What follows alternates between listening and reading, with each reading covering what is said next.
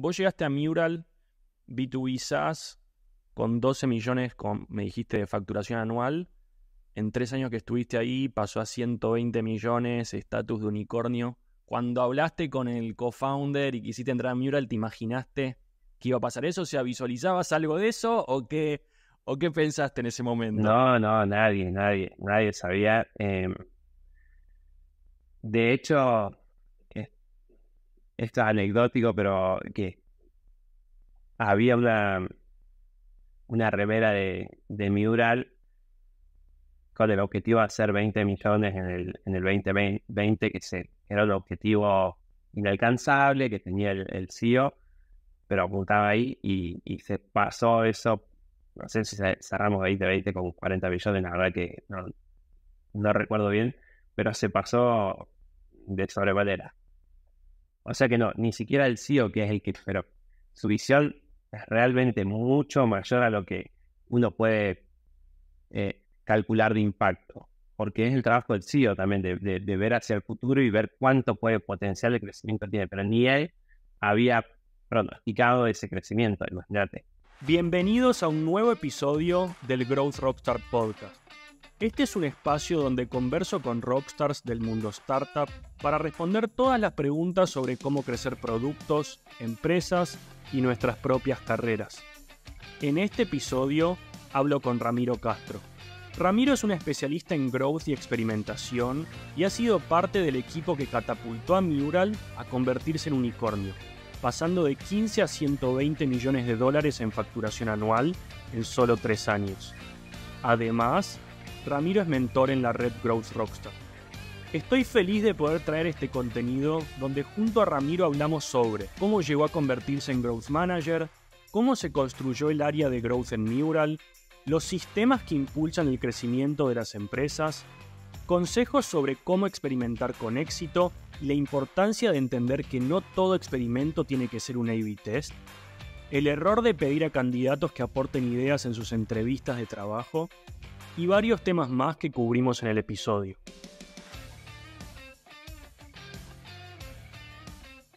Bueno, Ramiro Castro, llevo varias semanas esperando juntarme para grabar este podcast con vos.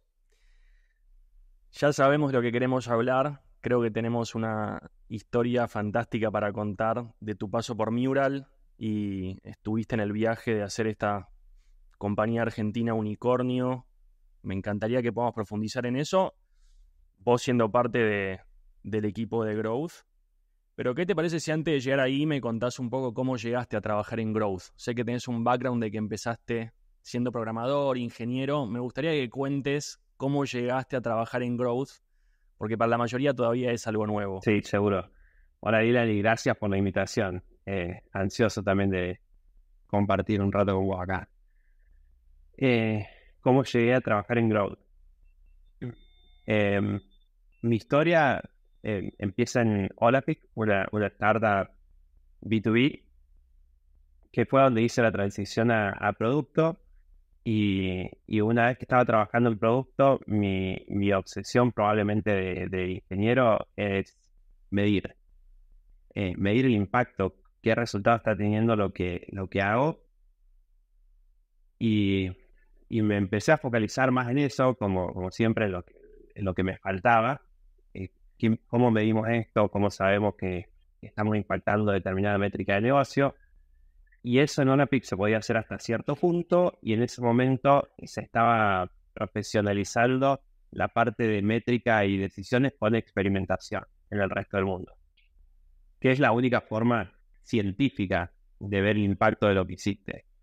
Eh, Así que me empecé a enamorar de eso. Yo quería correr experimentación, pero los tiempos y el tráfico que teníamos de usuarios en Olapic no daban para eso. Así que ahí cambio de trabajo y me voy a un e-com que está enfocado en experimentación. Ahí es donde me meto de lleno en la parte de growth, que es experimentación, mejora de métricas, y eso en aquel momento era muy, diría conversion rate optimization. Pero hoy si lo ves, es alguien de growth porque tiene que mejorar métricas, tiene que correr muchos experimentos. Así que así fue el ingreso a Growth. Ok. Che, Rami, perfecto. Y ahí te hago una pregunta. Me contaste que en esa experiencia lo que te pasó cuando trabajaste en el e-commerce era que era puro A/B test, growth hacking, tratar de hacer que la gente compre más, mejorar el checkout. ¿Cuál es, cuál es el cambio que viste de lo que llamamos growth hacking, de estar haciendo ese tipo de cosas, a realmente trabajar en growth ya en Mural, que es de lo que vamos a hablar? Antes me habías dicho que en esa experiencia era mucho A/B test, que todo tenía que ser un A/B test prácticamente. ¿Qué pensás hoy sobre eso? Bien, buen punto, sí. En ese momento, visto desde hoy, es más fácil ver hacia atrás y identificar esto, pero en su momento no era tan fácil de verlo. Pero en aquel momento, cuando se popularizan los experimentos, se empieza a tratar de mejorar todas las métricas, más en e-com, con temas como frameworks como Persuasion Techniques, que son muy conocidas, psicología del usuario y aplicar todas las cosas, que si te pongo el clic, el call to action más a la derecha, que si usas scarcity, todas esas técnicas empezaron a explotar. Fue un boom que todo el mundo estaba corriendo eso. Pero sí, es growth hacking. Después se le puso más incluso en aquel momento había roles de growth hacker, era un rol, vení y mejorame mis conversiones con todo el conocimiento que tenés vos adentro de trucos. Yo sé que si el botón lo pongo acá, esto va a mejorar, yo sé que todo ese tipo de cosas se buscaban, se esperaba de un growth hacker en la época. El cambio, yendo al cambio que noto es que después, en una época donde hubo un cambio tal vez alineado con que se juntan todos los que hacían growth en San Francisco, se empieza a aplicar frameworks, a ordenar esto, porque esto, si bien a veces funcionaba, obviamente son experimentos, porque al final son ideas, es un random bet, y es caótico y no se puede repetir y no se puede escalar, tiene todo ese tipo de cosas que depende de uno, por eso se buscaba el growth hacker y ahora más frameworks, metodologías, cómo ordenar, cómo armar un equipo, cómo trabajar de forma ordenada para que podamos escalar equipos, para planear una estrategia versus elegir métricas y tratar cosas a la fuerza para mejorarla. Eso ha cambiado y ha evolucionado muchísimo, se ha aprendido muchísimo. Hoy hay metodologías, es ordenado, se puede hablar de estrategia. Antes, Growth Hacker era los experimentos que va a correr en los próximos días y no tu estrategia de mediano y largo plazo. Creo que hoy no solo cambió la gente que trabaja, que está más formada y tiene estas metodologías por detrás, sino la gente con la que te relacionas, que entienden que tiene que tener una estrategia, que van entendiendo que es a mediano y a largo plazo. Creo que eso ha evolucionado muchísimo. Y también, bueno, algo que mencionaba, esto todo tiene que ser un experimento. Eso es algo que también se puede discutir. Obviamente que si querés medir métricas es lo mejor, pero hay que ver el timing, el momento, el impacto que va a tener, el riesgo que querés bajar. En general querés correr un experimento porque querés bajar riesgos y porque querés entender el impacto que va a tener. Pero si ya sabes que querés ir en esa dirección porque es estratégico, el riesgo es más bajo, o no tenés suficiente tráfico, hay otra forma de bajar riesgos, y no todo tiene que ser un experimento. Un experimento o A/B. Está bueno hablar de A/B testing específicamente porque todo esto que vos decís de esta evolución que vos viste de growth hacker a growth, yo todavía en mi día a día lo noto muchísimo. De hecho, vos sabés que yo personalmente las formaciones que doy en Growth Rockstar son más de frameworks, estrategia, y mucha gente llega justamente y me manda un mensaje en LinkedIn diciendo yo quiero aprender los 3 tucos, ¿no? O sea, me pasa todo el tiempo. Yo quiero mejorar tal métrica. Y encima te pasa una métrica imposible que piensa que un outcome metric lo vas a mejorar porque Dylan lo vio sí, y tiene la parte real de eso, porque hay buenas prácticas para aplicar. Pero hasta ahí, digamos, después es lo que vos también enseñás a la gente. Es framework porque esta es una inversión larga y una batalla muy larga. También porque es la manera de sostenerlo en el tiempo. O sea, porque yo lo que veo de... No solo me piden 2 trucos para mejorar una métrica, sino a veces cuál es el truco para hacer crecer mi empresa. Directamente, esa es la pregunta. Como que no hay truco.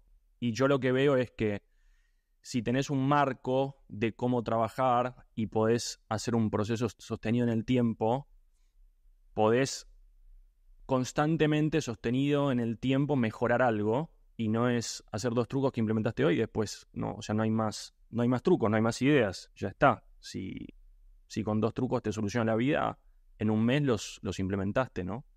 Justamente ahí tenés, eh, hay algo de lo que hablamos antes vos y yo que me encantó, que me dijiste, no entiendo por qué en las entrevistas la gente le pide a los entrevistados ideas. Ese pensamiento tuyo me encantó. ¿Podés desarrollarlo un poco de por qué estás en contra de eso? Debe ser más complejo, por supuesto, de lo que yo te cuento, pero sí, algo que me llama la atención es que todavía incluso para roles de growth y senior growth PM, hay una parte del panel, hay una parte de los escenarios que te dan del trabajo donde este es muy bajito el contexto que tenemos, eh, y, y me ha pasado por lo menos en algunas ocasiones, en otras no, y ya te puedo contar diferencias, donde quieren ideas para mejorar X. ¿Cómo mejoró X? Y con poco contexto en la empresa, en lo que han probado, típicamente no encaro para ese lugar, porque yo lo que pienso realmente es que las ideas no son el problema si podés framear muy bien el problema que querés resolver. Si te enfocás en una métrica que es un input y la definís muy bien y entendés cuál es el drop ahí o cuál es el problema, se va a ver muy claro. Ahora, en hiring eso no pasa. Y me ha pasado de que me hayan challengeado con, bueno, ideas, pero ¿qué harías? Esto o esto. Y en algunos casos he podido frenarla para decir, esa no sé si es la discusión que deberíamos tener si yo entro. Capaz que la discusión más rica es, ¿por qué esta métrica? ¿Por qué tal otra métrica? ¿Por qué pensamos que vamos a mudar esta métrica tanto? Y las ideas van a salir. Pero me sorprende que en algunos casos realmente piensen que es por ahí, que es con ideas fantásticas que vas a tener y que tiene muy buenas ideas, porque eso lo asocio más a Growth Hacker versus la metodología, como venimos llamando. Sí he tenido chances para hablar bien de algunos procesos también, donde la pregunta es muy upfront de cómo mejorar esto, pero donde esperan que la charla no les importa la idea, donde esperan tener una charla de cómo llegar a esa idea, de que vos le hagas preguntas de cómo está tal métrica, cómo está tal otra, es algo externo, el problema es algo interno, es algo interno, tenemos bugs, tenemos esto. Entonces, cuando les importa más eso, yo me doy cuenta que entienden más de la parte de growth. Pero me ha pasado algunas empresas, recientemente, digamos, que están más del lado de las ideas, más de solutions que del framework todavía. Es que al final, pensándolo así con vos, lo que están viendo es si el empleado que van a contratar tiene los trucos que quieren traer a la empresa, ¿no? O sea, dame las ideas, dame los trucos o el manojo de trucos, la navaja suiza que conoces. Sí. Y ya tienen, en algunos casos me ha pasado porque después hablo que ya tenían identificado para dónde querían encarar. No, queríamos esta solución. Bueno, pero esa ni siquiera aplicada esa solución. Digo, bueno, pero esa solución la tenés que medir y también puede ser riesgosa por tal y tal motivo y tampoco es tan chica. Entonces es muy difícil que yo adivine en esos casos lo que vos querías. Estás tratando de contratar a alguien que piense idénticamente como vos, que tenga el contexto de la empresa y que venga con esas soluciones mágicas para acelerar el growth, para hacer catch up. Y ya lo charlamos esto, pero para mí es un tema de metodología y de que charlemos y que vos quieras tener esa metodología también. Está bárbaro si no la querés tener y guarda que podés tener un montón de éxito sin metodología y aplicando lo primero que se te viene a la cabeza por intuición y podés tener suerte, pero esa suerte es mucho más escasa y es más difícil laburar colaborativamente con alguien así, porque depende todo en dónde está la intuición de Dylan, y yo no tengo la misma intuición que vos y el equipo no tiene la misma intuición que vos. Ojalá tengas éxito si sos el CEO con la intuición dictando a todos lo que hay que hacer. Yo estoy totalmente de acuerdo con vos, y la segunda parte de esto es el cierre de lo que me comentaste cuando hablamos, que es, vos me dijiste, nunca me pasó de trabajar en un equipo, una empresa donde falten ideas, justamente. Eso, y me ha pasado poder charlarlo también en algún momento cuando tenía buena relación en este proceso de hiring, que pude parar la pelota y decir, no, confíen en mí. La parte de senior viene con eso, y el equipo, si definimos bien en qué queremos trabajar, definimos bien cuál es la métrica de ponerle el equipo de growth, cuál es la métrica de mi equipo, y yo puedo descomponer eso en input metrics y puedo elegir cuál sí, cuál no, en base a lo que sabemos previo, en base a los insights que tenemos y demás, y elijo alguna. Y analizamos eso, y vemos cómo la experiencia, y vemos cómo son los funnels, y vemos cómo se comporta el usuario, y hacemos lo que sea necesario. No es que tengas que hacer todo para todo, ves lo que te falta, a veces es más fácil o más difícil de ver algo, pero si hacemos eso y yo te lo presento, créeme que es muy straightforward. Las ideas no es lo que falta es definir con claridad.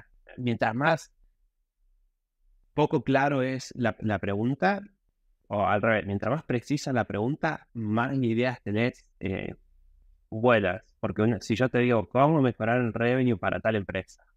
Y cada idea que tires, yo te pongo una empresa X, cada idea que tires probablemente es mucho riesgo y muy lejos de la solución.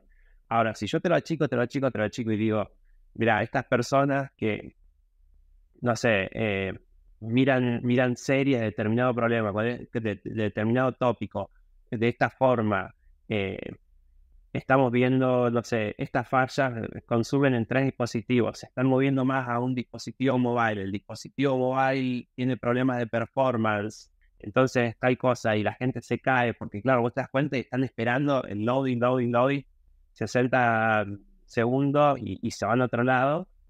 De pronto decís, pará, está tan definido esto que podemos mejorar la performance, podemos hacer que ese loading sea de otra forma, que sea más progresivo, que vean algo, y de pronto probaste algo y tenés mejoras de 2 digits stat C, que es como básicamente arreglaste un problema, o sea, pero estaba roto, y la magia estuvo en encontrar eso y no en ser muy creativo probando cómo solucionar eso.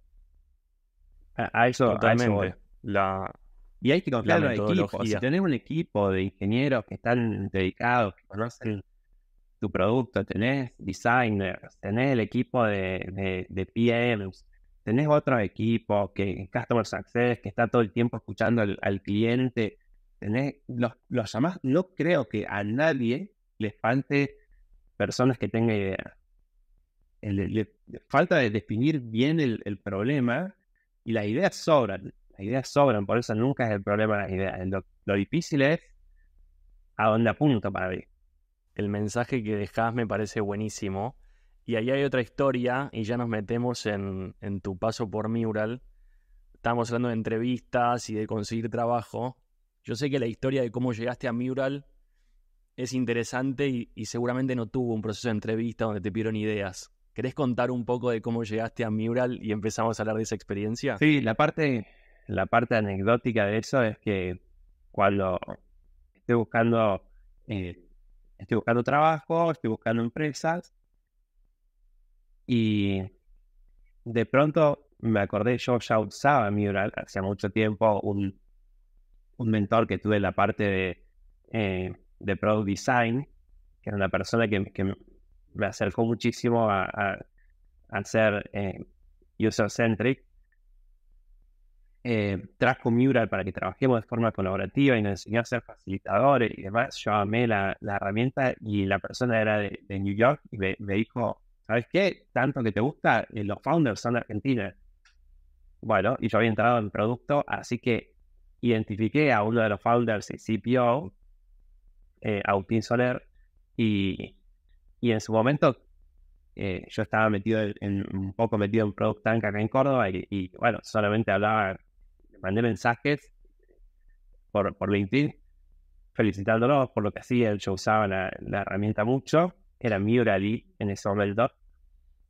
Y solo eso, y decirle, bueno, la verdad que son justo para tu empresa, son rockstars de productos, yo le decía, realmente. Y con mucha admiración lo invitaba a que participe, si podía, de alguna charla de producto en Córdoba. Por supuesto que su agenda estaba muy complicada.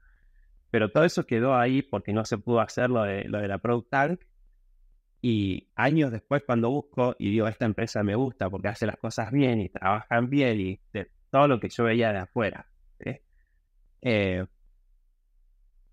escribo, justo estaban buscando a alguien de Growth y cuando quiero escribirle, me encuentro con esta charla porque yo le iba a escribir que realmente me encantaba su herramienta y me gustaba trabajar para la empresa y dije, yo no lo tengo que probar. Acá hay una charla de años anterior que está arriba. Y bueno, nada, le dije, estoy buscando trabajo, me interesa, y me dijo, bueno, habla con este hiring manager, y empezamos un proceso que por suerte terminó de forma positiva, de entrar a trabajar ahí, entrar a trabajar muy cerca del CPO, y después sí, una experiencia única, creo. Me imagino y ojalá que ahora podamos cubrir mucho terreno de todo lo que vos viviste ahí. Antes de avanzar, quiero contar, porque quizás hay gente que escuche que no conoce Mural, pero menciono alguna cosa antes de empezar. Mural es un unicornio latino, es una herramienta colaborativa, ¿sí? La pizarra digital donde podemos colaborar haciendo sesiones de brainstorming, jugando con flechas y post-its y demás. Pero yo sé que todavía hay gente que no la conoce porque también a Mural lo que le pasó que yo vi es que se internacionalizó muy, muy temprano. O sea, no es como que salió de Argentina, pero no es que estuvo en Argentina. Siempre se fue a Estados Unidos rápido. Eso es un poco... Pero eso no es Cuando malo, digamos, menciono no alguna sé si cosa lo estás más... diciendo como algo, es algo No, probablemente yo positivo, creo, ¿no? yo creo que es algo que todos deberíamos hacer. Es decir, yo creo que en el futuro... em, una de mis misiones puntualmente con Growth Rockstar es justamente que las startups de Latinoamérica puedan crecer más, mejor, más rápido. Y yo creo que tenemos que empezar justamente a internacionalizar más pronto. En Latinoamérica lo que sucede muchas veces que yo veo es que las startups empiezan y el primer problema con el que se encuentran es querer escalar dentro de los países latinos y escalar, como internacionalizar dentro de Latinoamérica es muy difícil, porque cada país es chiquito. Por ejemplo en B2B SaaS, ¿no? Todos tienen muchísimas empresas súper pudientes, etcétera, con las que probar demás. Ir a un mercado como el estadounidense, que es enorme, tiene muchísimo más sentido y es un mensaje, un idioma, un dialecto, en realidad es mucho más inteligente y rápido para ahí. Que en definitiva, por lo que yo veo, es lo que hicieron Mural, es lo que hizo OutZero, y ojalá que muchas más lo hagan.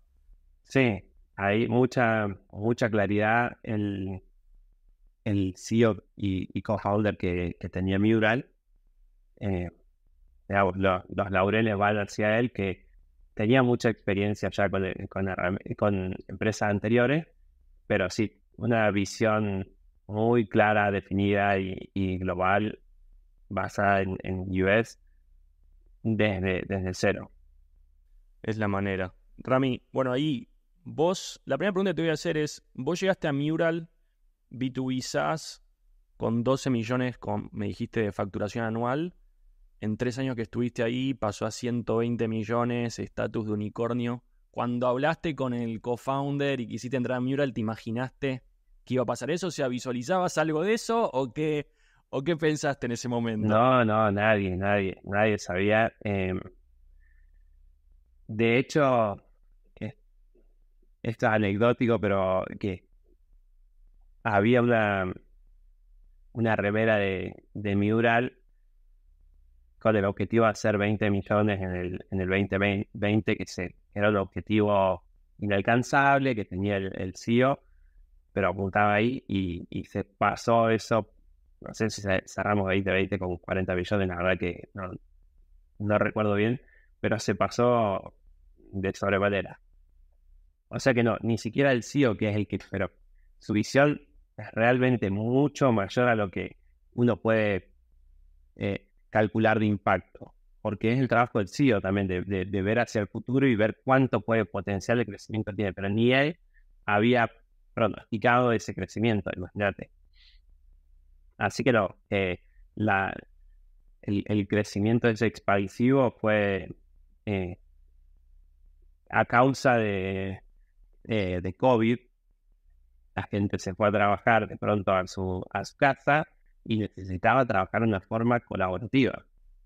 Y ahí estas tools de Claro, eso les dio colaboración un boost gigante. increíble. Así como algunas empresas las destruyó, empresas de eventos, por ejemplo, donde la gente se tiene que juntar, destruida, rebelión cero.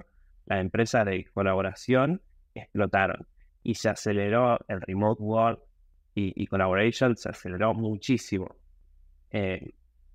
Así que fue fantástico. Vimos, no sé, 15x o más de spikes en nuevos usuarios que después fue sostenido. No es una semana. Al principio pensábamos que era una semana y después todo back to work y vamos a volver. Y después era no, pensamos que vamos a seguir así. Así que maravilloso. Con un montón de problemas de hypergrowth y que venga tan de golpe por un evento externo. Pero son problemas que uno quiere tener. Prefiere tener esos problemas. Ahí justo estaba Totalmente. en la parte de empezar a armar este equipo de growth con el CPO y ahí se decide hacer poco en onboarding. ¿Por qué? Porque estábamos onboardeando gente todos los días y teníamos que mejorar ese proceso. Pará, no me quiero adelantar. O sea, entonces llegamos a Mural. Empecemos por el principio. Vos lo primero que haces en Mural, llegás y se arma el equipo de growth. O sea, ¿cómo es eso? ¿Qué pasaba antes y qué es lo que venís a hacer? Llego contratado con como un rol de growth PM. Esa era la búsqueda, así soy contratado, pero cuando entro, era la visión del CPO, una persona también que admiro muchísimo, sabe mucho de producto, muy visionario, muy estratégico. Su visión era invertir más en growth, pero no había equipo de growth. Habían tenido experiencias de haber corrido experimentos en el pasado, pero no sé si lo habían desarmado o qué. El CPO seguro tenía él mismo mucha experiencia de experimentación, pero no había un equipo de growth per se. Yo entro en un equipo de producto normal que manejaba cosas un poco más core, como un dashboard, un homepage y algunas cosas de onboarding, pero sin métrica de growth, sin estrategia de growth.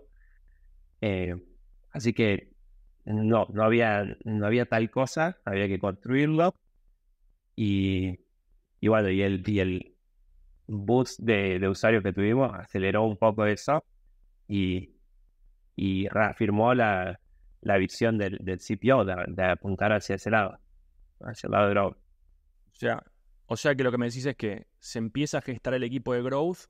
Dentro de la estructura de Mural, el equipo de growth empieza estando o sea, debajo del scope de producto del CPO. Y a partir de ahí, ¿de qué te vuelves responsable? ¿O de qué se responsabiliza el equipo de growth? Ahí empiezo, bueno, separando ese equipo, se contrata a alguien que agarre la parte de Core PM y yo me quedo con onboarding.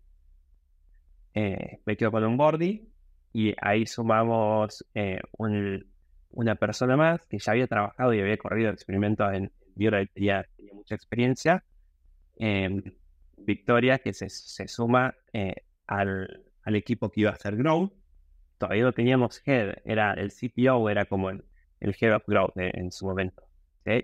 Estaba armando este nuevo área, también pensar que se estaba reestructurando todo Mural, estaba empezando a crecer, tenía que acomodarse, había levantado plata de nuevo, Así que en todo esto, en medio de crecer con reestructuración en el medio, muchas de esas. Pero bueno, él sería como el Head of Growth, que no tenía título oficial porque era uno de los founders y ya era head de producto, no importaban los títulos tanto.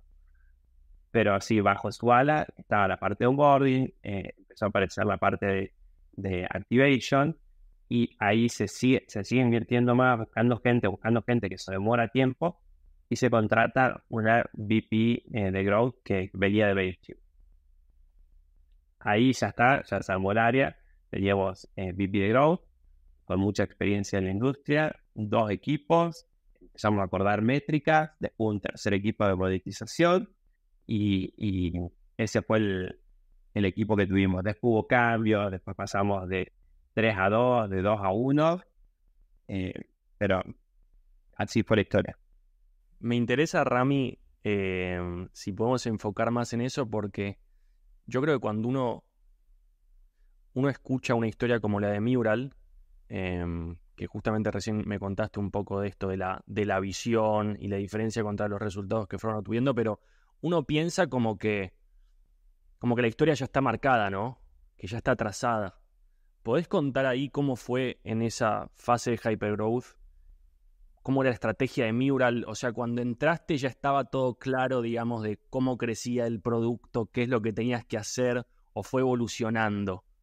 ¿Qué cambio fuiste viviendo en ese proceso de hypergrowth de la empresa? Un montón de cambios. Vamos a tener que ir a puntos más específicos ahí, pero sí te puedo decir esto, que el crecimiento no era tal, era más flat. Era más flat si vos ves el histórico. Flat, y se agregaba una empresa y hacía un pico, depende, estoy asumiendo empresas grandes que te podían mover los números, entonces le agregaba una empresa, tenían miles de usuarios nuevos y ahí tenías un escalón y te quedabas medio flat y agregabas y tenías escalón de esa forma. Por eso la idea era moverse a hacer un equipo de growth que piense más en distribution, que piense más en el long tail. Podemos hablar justamente de adquisición. O sea, por ejemplo, lo que me decís es que cuando entraste, la parte de adquisición de usuarios o clientes era clásico B2B SaaS.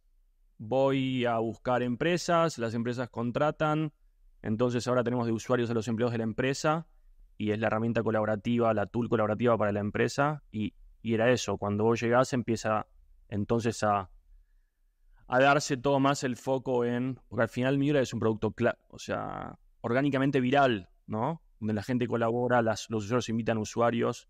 Ese es un proceso que vos empezás a vivir, o sea, mapear los loops de adquisición, como vos y yo los conocemos y demás. Sí, eso pasó. Para que te des una idea, cuando armamos el equipo de Growth, y yo había trabajado un poco en onboarding, pero cuando tenemos el equipo de Activation no estaban claras las métricas, y onboarding web Activation necesitaba el onboarding. Paso completo eso al equipo de Activation y me quedo con Acquisition, que tenía trabajo previo cero. De Acquisition empezamos a ver, para que veas cómo empezamos a tratar de definir métricas de a una, Sign Up Completion Rate, que la gente que venía, y esto era así lo que pensaba inicialmente cuando landé yo y cuando landíamos todo, que sea optimizar el proceso del marketing website hacia la llegada del producto, y ahí ya se encargaba onboarding. Y lo interesante de ellas, primero, respondiendo a lo poco que tenía de foco esto, estaban las métricas rotas, nos daban unos números horribles, nos daban, no sé, un 30%, una cosa así. También teníamos algún poco de fricción, hay que verificar el email y demás. Pero para que te dé una idea, cuando me voy, eso lo dejo en 85, 86%. Había malas prácticas, mala experiencia, métricas rotas, de todo.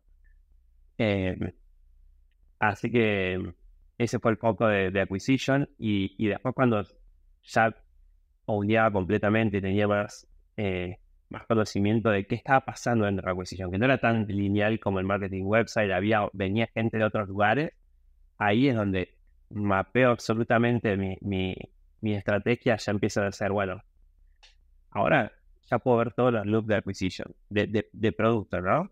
Que viene gente del marketing website, sí, de esta forma, que viene gente invitada, y acá está el problema, encontramos en ese loop de viene un nuevo member, se crea un mural, algunos de esos invitan gente, algunos de esos se crean cuenta, encontramos un montón de problemas que después fueron mejorados y con mejoras stats sí muy, muy grandes.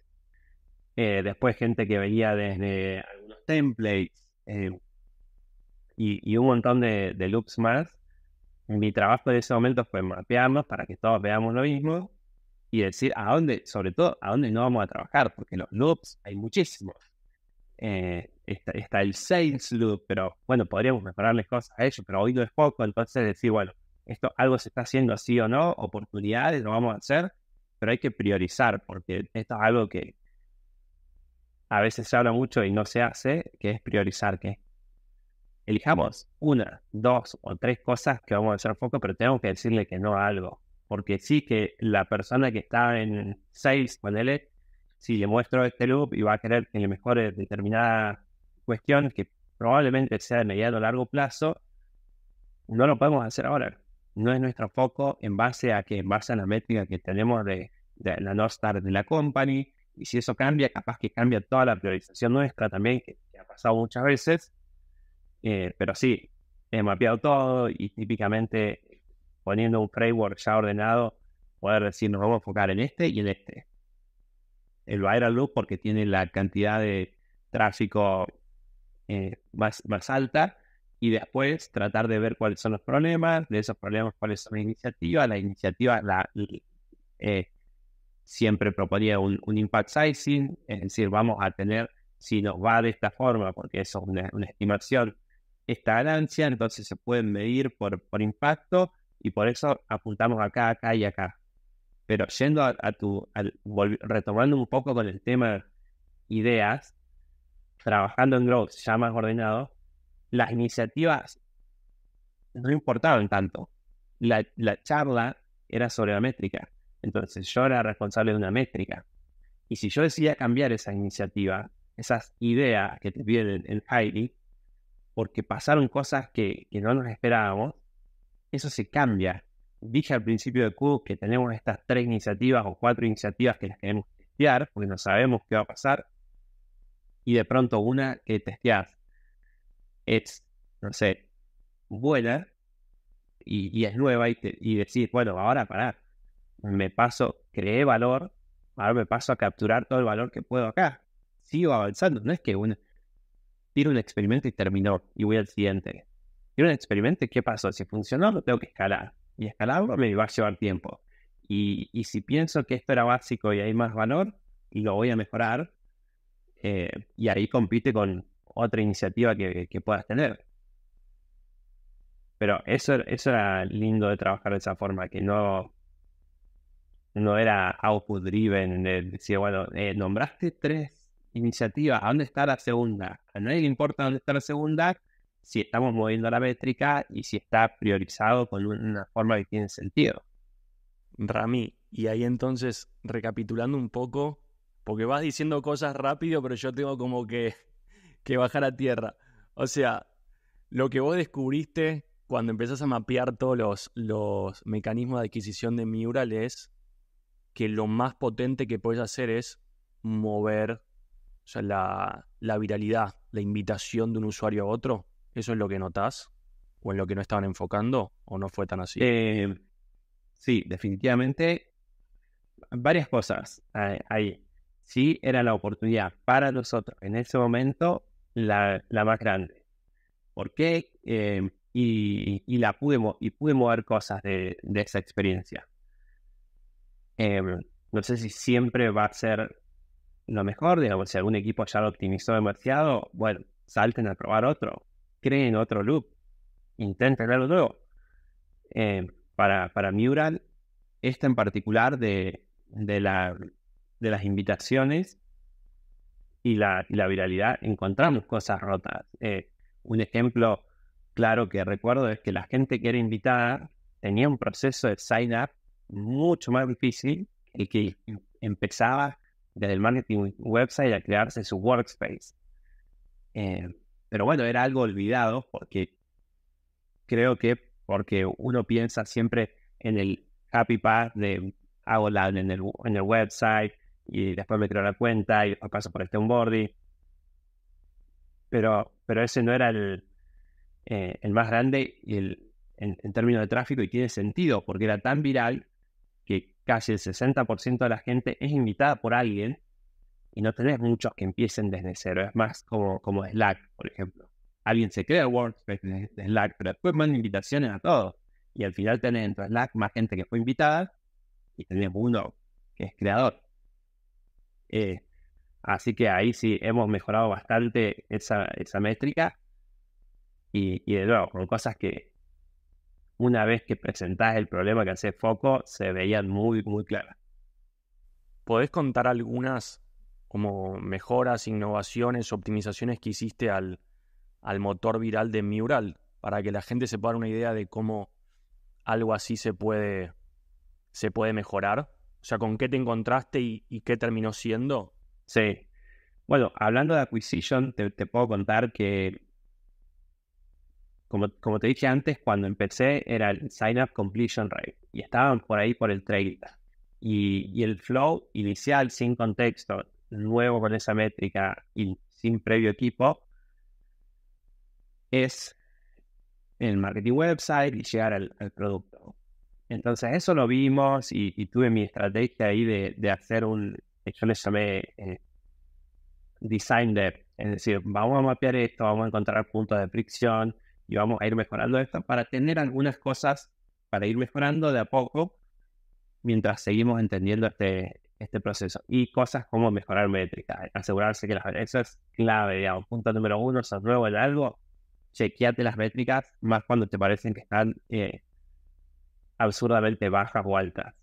Eso es vital. Entonces corrimos algunas de estas mejoras, que yo les llamaba do no harm, porque sabíamos que eran mejoras de experiencia, ya estaba muy viejo, entonces por más que no sea ganador, Taxi iba a producción.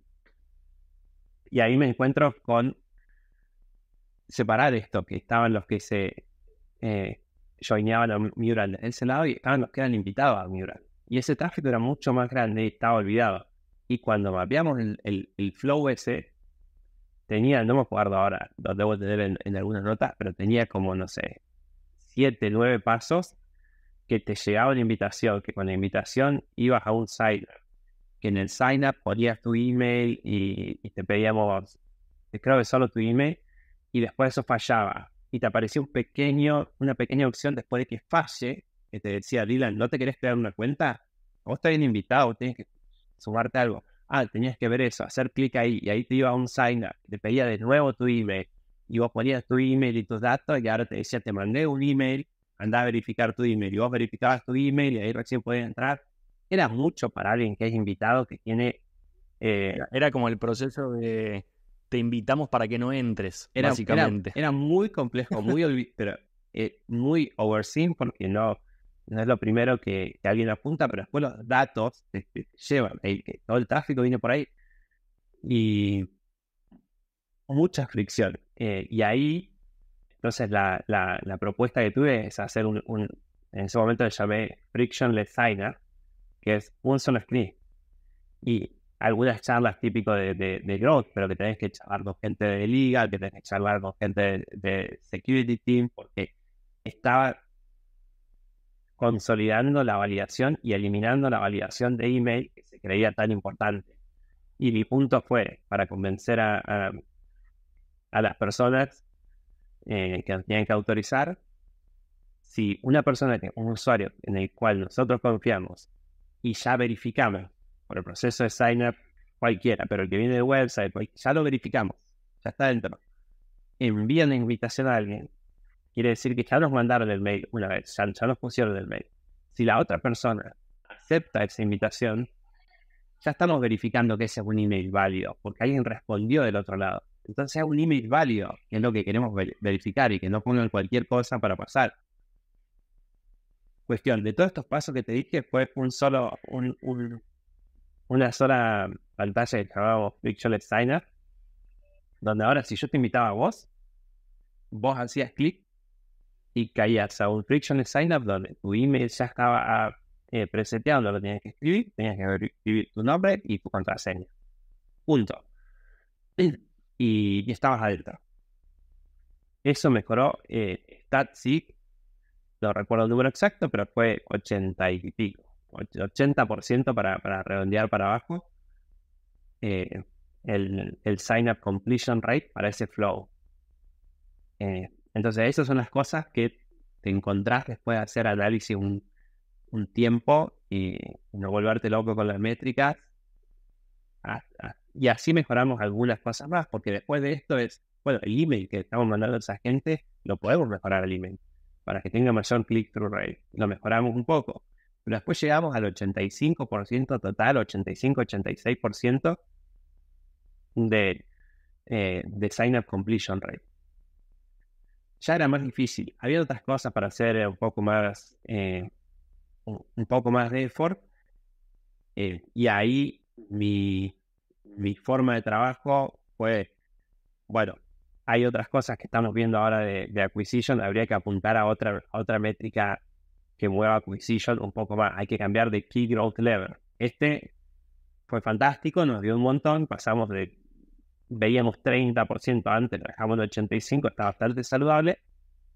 Paremos un poquito. Eso para mí es tarea del Growth PM. Paremos acá para identificar otro Key Growth Lever. Y ahí hay buenas historias, porque ahí identifiqué Visitor to Member, que yo ya había trabajado en algún momento en el pasado, pero había mucho tráfico. Para los que no saben, Visitor es ese que puede venir y colaborar en un mural sin crearse cuenta. Y ese tráfico era absurdamente grande y la conversión absurdamente chica.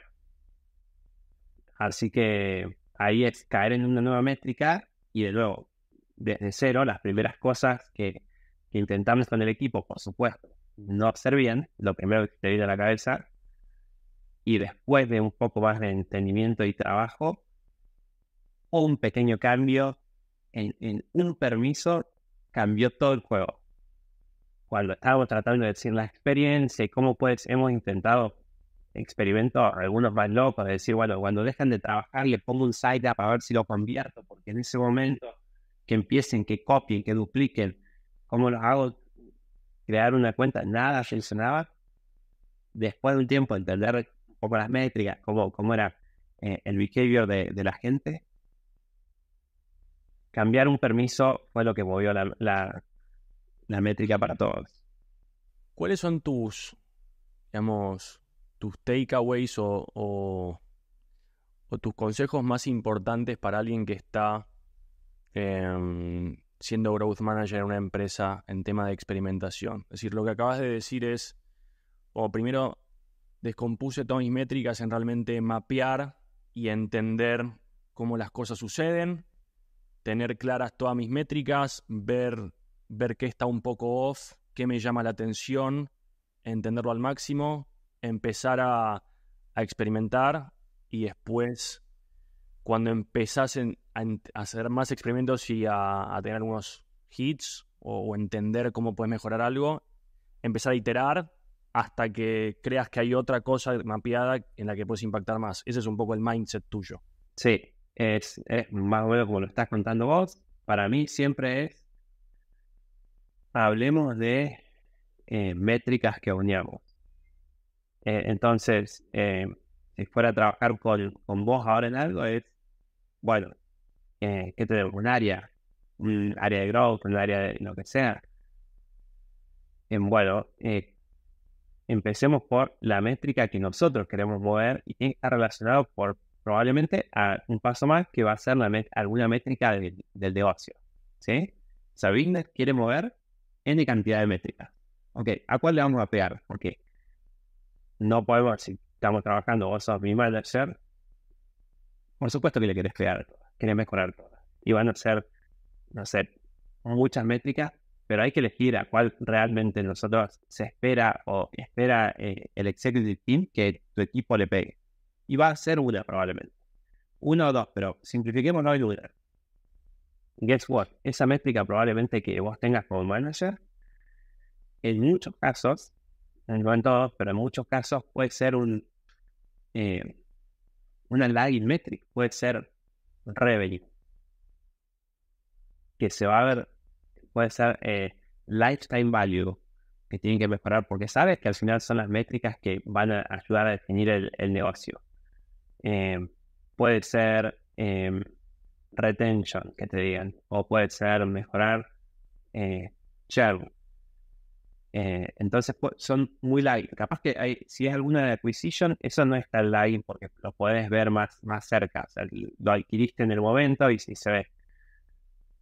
Pero en muchos casos, y lo más complejo cuando te pasa con algo lagging. Entonces, perfecto, ningún problema. Tenemos una métrica lagging que queremos ver. Vamos a definir bien esta métrica. ¿Cómo medimos lifetime value acá? ¿Cómo lo medimos? No, bueno, por ejemplo, que trabajemos y nos demos cuenta, vamos a simplificarlo. Miramos 1 year lifetime value, o sea, o average revenue per user en un año. Y ese que sea nuestro proxy, porque si eso lo subimos, tiene sentido que correlacione con el lifetime value. Entonces, ¿qué pasó ahí? Recibimos algo lagging, muy términos generales, definámoslo muy bien. Tiene que ser muy claro, tenemos que ser muy transparentes en eso. Pero eso nos ayuda a todos. O sea, el equipo en este caso le vamos a llamar Growth, pero también a que te comuniques vos con execs. Porque hay muchas expectativas del otro lado, ¿no? Y siempre son muy altas. Entonces, si vos decís, no, y esto se define así, vos sos más claro también para comunicarte. Una vez que tenemos eso definido, bueno, charlemos de cuáles son los key levers que mueven esto. A mí me gusta decir que trabajar yo le digo en armar una ecuación de esto, la ecuación de X. Entonces esa métrica es ponerle revenue. Bueno, ¿cómo viene el revenue acá? El revenue, bueno, tenemos new revenue, tenemos existing revenue, o sea, recurren. Bueno, ¿cómo se hacen? ¿De dónde viene el new? ¿De dónde viene el recurren? Y el recurren, bueno, puede ser que la retención, los renewals, los upgrades, va a bajar por los upgrades, va a bajar por el churn, va a bajar por de lo que se pasen de downgrade de paid a free. Hay un montón de variables. Perfecto, las mapeamos todas. Ahora tenemos oportunidades. Y nos vamos a dar cuenta, depende del equipo, depende de la estrategia, lo que sea, que nuestro equipo se va a enfocar en, por ejemplo, new revenue. Perfecto. Nuevas personas que estén cambiando de free a pay, nuevas personas que estén pagando por primera vez, es mucho más enfocado.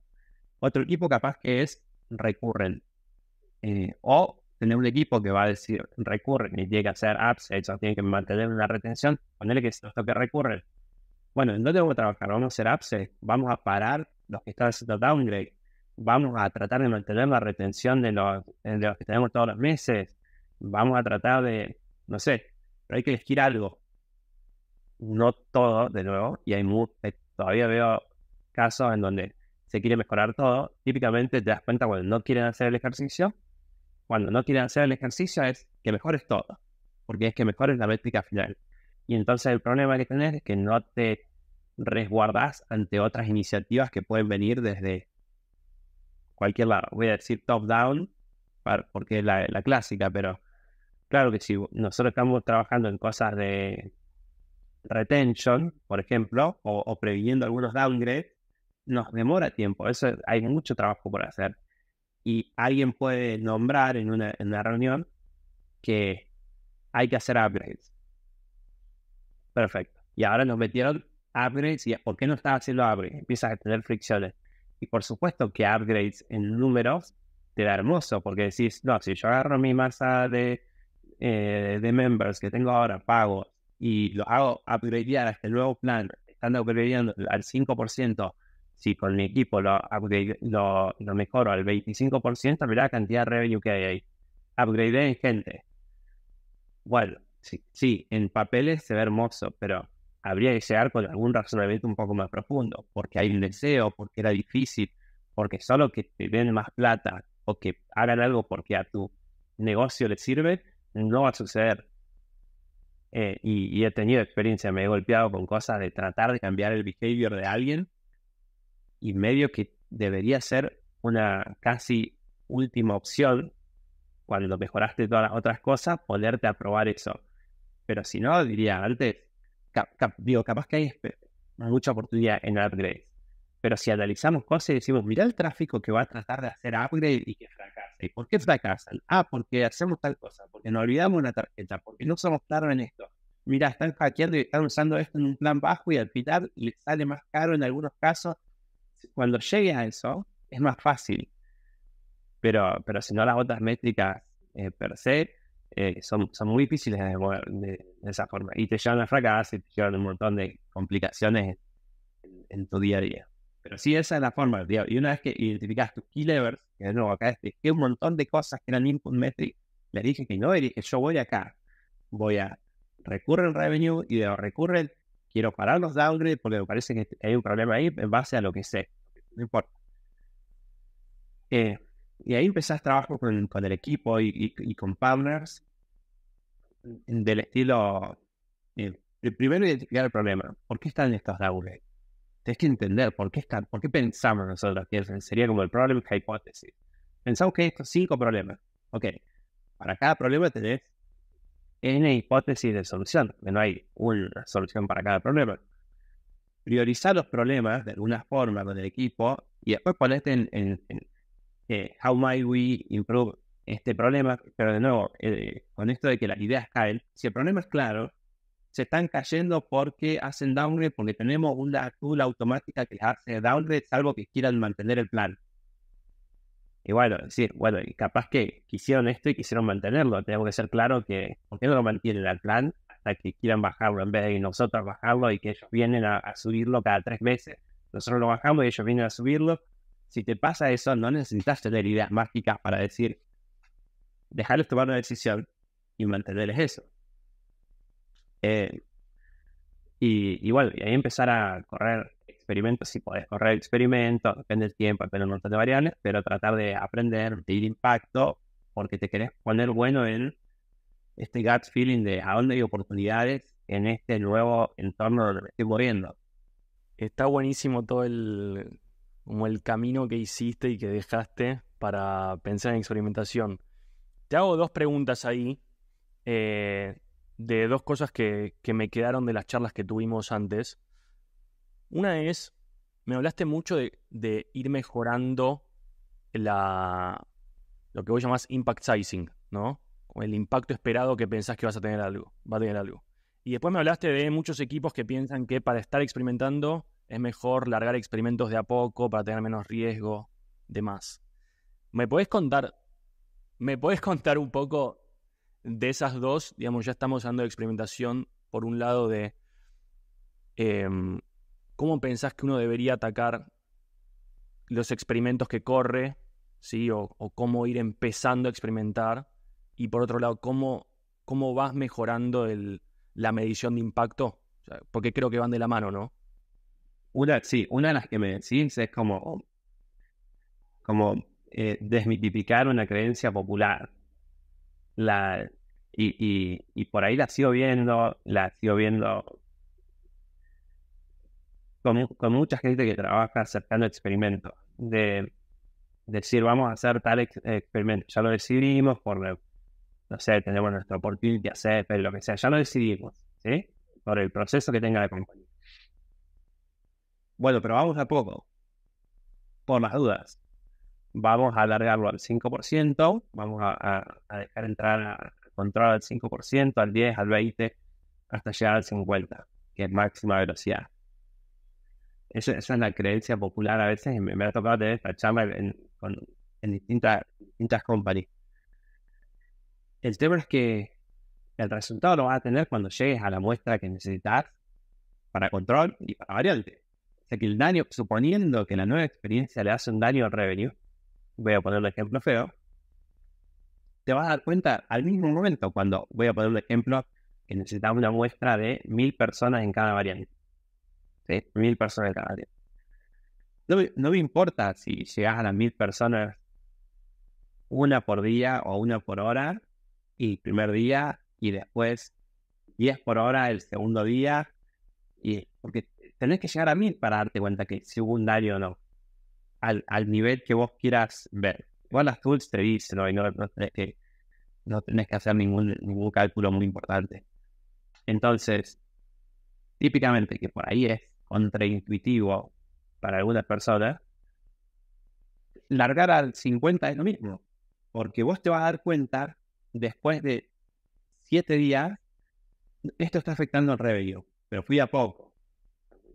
Capaz que sentís emocionalmente que hiciste poco daño, pero te diste cuenta el séptimo día, le decía a tu manager que, porque sabías, vos tenías intuición que podía hacer daño al revenue, fuiste despacito, y quizás yo fui al 50-50 de Uber, y le digo a mi manager, esto está haciendo daño al revenue, lo paramos el día 2. Y capaz que, voy a poner un ejemplo, no es real, pero voy a poner el ejemplo que el manager me vea con este sesgo a mí y me diga, estás tomando mucho riesgo, tenés que ir como dealer que va despacio, y fuimos más cuidadosos. Y no, porque te costó más tiempo saberlo con Dylan que conmigo, y al final necesitamos la misma muestra, sí o sí. Y vos en esos 5 días que mandaste el 90% a control, tuviste 15.000 personas que pasaron por la otra experiencia. ¿Sabes? En este caso, la variante rompía algo de revenue. Pero en ese caso, o sea, siempre hay que tratar de ir al 50-50. El daño, el riesgo es el mismo, hasta que si vas a esperar los datos, es lo mismo. Entonces, avanzar. Ahora, un pequeño caveat. Si no bloqueas la experiencia porque pensás que está rota y lo haces como modo de QA, bueno, mi recomendación sería mejoremos los procesos de QA. Porque no, voy la largo de a poco porque vamos haciendo QA en producción un par de días hasta acostumbrarnos. Bueno, esa es otra discusión. Diría, bueno, mejoremos los procesos de QA y tratemos de ir más rápido a 50-50. Pero este mito de voy despacio para no herir una métrica que quiero medir, hasta no verlo, no vas a saberlo, o sea que vamos a llegar al mismo punto, yo voy a llegar más rápido. La lógica es esa, al final, que por eso lo ataba con lo que hablábamos de expectativa de impacto. Vos lo que querés es aprender lo más rápido posible para mejorar lo más rápido posible tu puntería, sería como la metáfora, ¿no? Sí, con el tema de estimar impacto, primero querés saber las métricas, o sea, querés saber el impacto de lo que estás haciendo porque aprendes mucho, hay un conocimiento que se da ahí que es muy importante. Y aparte de reportar esas métricas, las puedes medir bien, puedes manejar mejor tu estrategia. Y te da esto que decís, del gut feeling, de decir, acá paremos o acá puede haber más oportunidad. Cuando trabajas, sobre todo en un producto, en un mismo producto, y volvés a ver algo determinado, si mejoraste algún email y después vas a otro email, decís, yo creo que esto lo podemos mejorar un punto más. Tenés eso porque ya tenés esa experiencia. Totalmente. Yo justamente el otro día hice un post y hablaba que está muy relacionado con esto que decís, hablaba sobre, viste, cuando la gente habla de growth, como hay esos lemas que dicen, la persona que trabaja en growth tiene que estar acostumbrado al fracaso, viste, porque todo el tiempo vas a fracasar. Y yo lo que decía es, en parte sí, pero un poco en línea con lo que decías recién, en realidad es un proceso.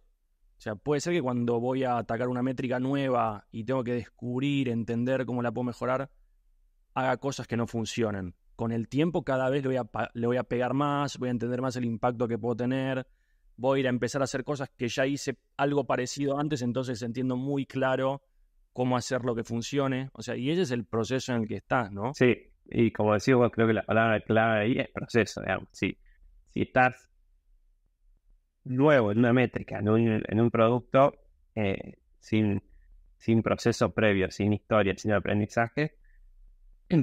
Y es muy probable que falles mucho. Por eso ahí diría, el portfolio que te armás, que sea más bajo riesgo, que sea más diversificado.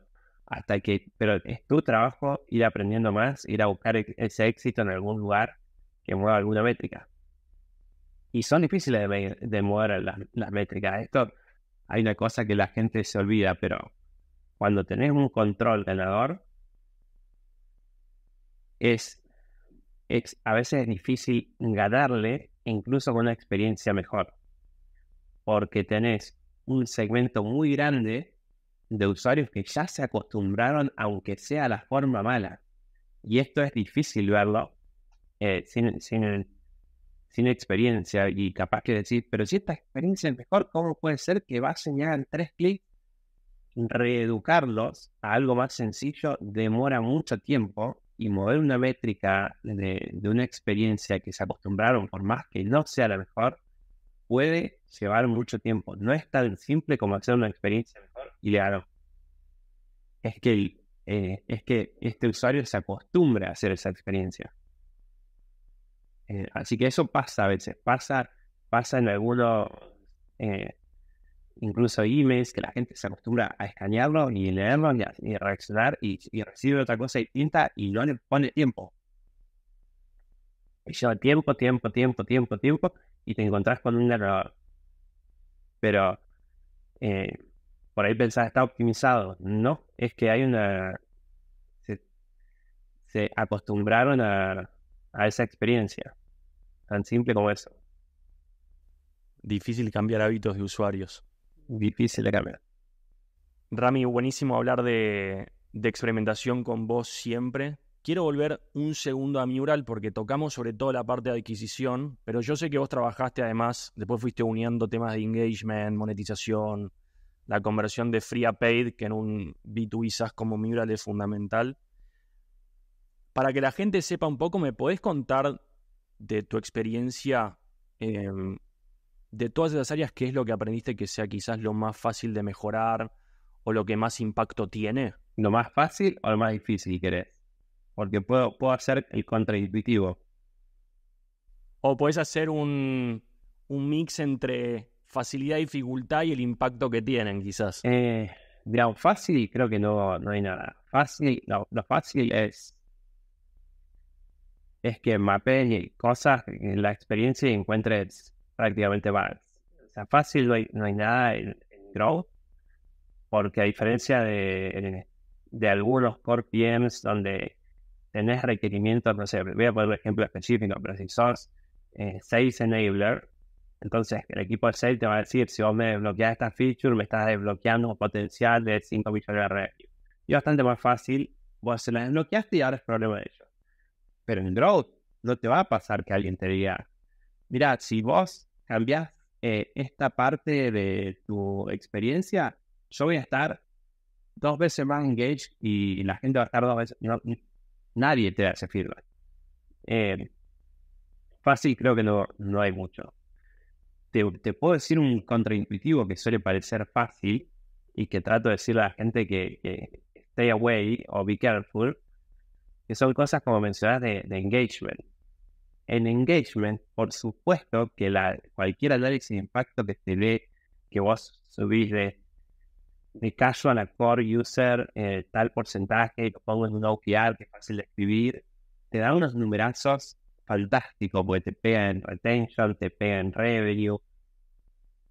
Y cuando te toca trabajar en engagement o en retention, que es de casi que es mucho cuidado cuando alguien te dice, bueno, ahora son el owner de retention, porque son te lo pongo así, mientras más likeness, más difícil es.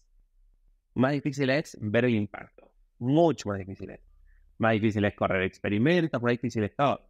Porque si estamos midiendo retention, o ponerle que estamos midiendo one year retention, o average revenue per user en el año, de pronto tengo que esperar un año para ver el impacto. Con lo cual me hace imposible correr experimentos reales de ver el impacto final. tengo que elegir un proxy y decir, la gente que hace esto, yo veo una correlación, lo están haciendo perfecto. Pero en ese sentido, incluso engagement es muy difícil porque para cualquier persona que está pidiéndole métricas a Growth, te tienta mucho. Es decir, quiero que me usen más el producto. Son monthly, deberían usarlo todos los días porque tenemos features de ta. Entonces, de pronto ese es el objetivo. Y realmente es be careful porque es muy difícil cambiar eso, por más que el número parezca sencillo, pero tienen la feature de que pueden hacer tal cosa. Bueno, pero estás hablando de cambiar el behavior a la gente, así que mucho cuidado, diría, quédate, que te dieron engagement, quédate en engagement, pero analizar más deep y encontrar algo que pueda realmente mostrar el impacto, porque si no, ahí sí vas a fracasar mucho y eso va a poner las cosas difíciles para todos, incómodas para todos, sobre todo educando a la gente lo difícil que es mover métricas de engagement. Me ha pasado con engagement que he trabajado un cuarto o más sin poder mover nada y después haciendo otras cosas que dependían de nosotros, del producto, sí he visto métricas que se movían mucho, hasta el 20% de engagement, y incluso ha pasado con algunas cosas de retención donde moves, decir, bueno, parece que los que hacen esto tienen mejor retención, entonces trabajas para que más gente haga eso, después más gente hace eso y después no tenemos mejor retención. Porque de pronto la data que veía al principio estaba también un poco sesgada porque la gente que ya hacía eso era gente que tenía una motivación un poco más alta.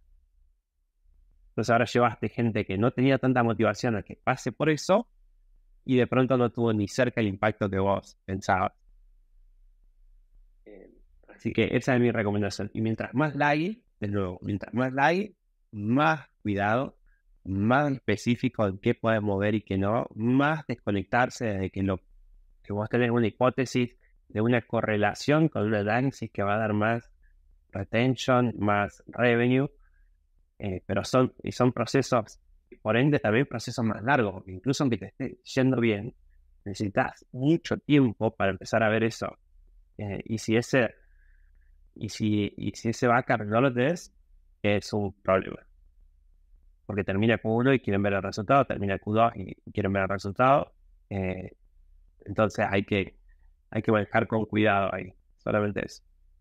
Ya eso que dejas de tener un horizonte de tiempo y saber que cuanto las cosas más tiempo llevan, más difíciles son, yo creo que a la gente que escuche ese mensaje le va a servir muchísimo para el trabajo del día a día. Rami, te cierro con la última pregunta que quiero empezar a hacer en este podcast, que es, me cuentes cuál es tu growth win del año. El sentido de la pregunta es que me cuentes, y es la pregunta que quiero empezar a hacer a todos los invitados del podcast, ¿cuál es el mayor éxito que tuviste este último año vos? Bien, buena pregunta. Tuve la suerte de ver voy a me dar los tiempos para meter en Mural, porque es uno que sé que los números estaban chequeados, donde estaba trabajando en acquisition y acá estaba trabajando en la conversión de visitors a members y básicamente cambiando permisos por defecto para el plan free y agregando un pequeño flow que lo armamos con cosas que ya tenía la herramienta de request access y demás.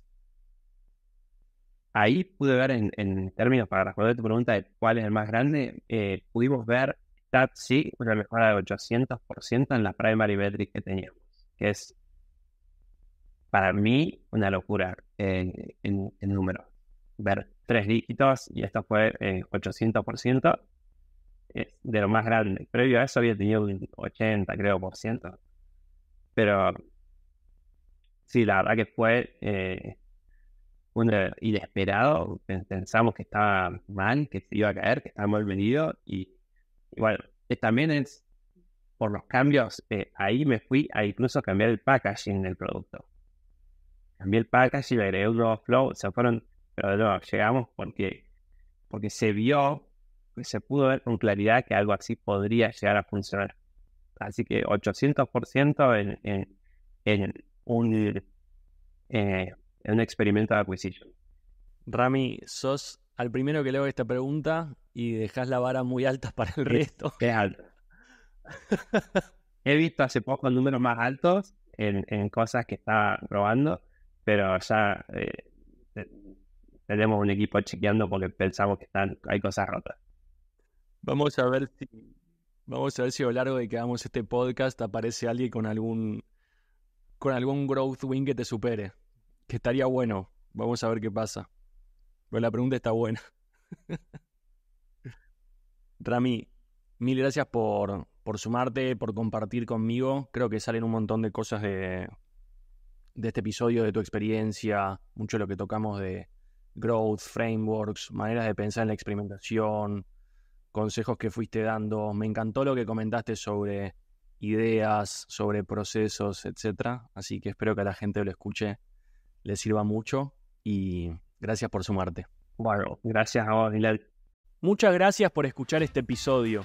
Si te agregó valor, te hizo pensar, te dio nuevas ideas, por favor considera suscribirte al podcast en Spotify, Apple Podcast o tu aplicación de podcast favorita y compartirlo con amigos y compañeros de tu empresa.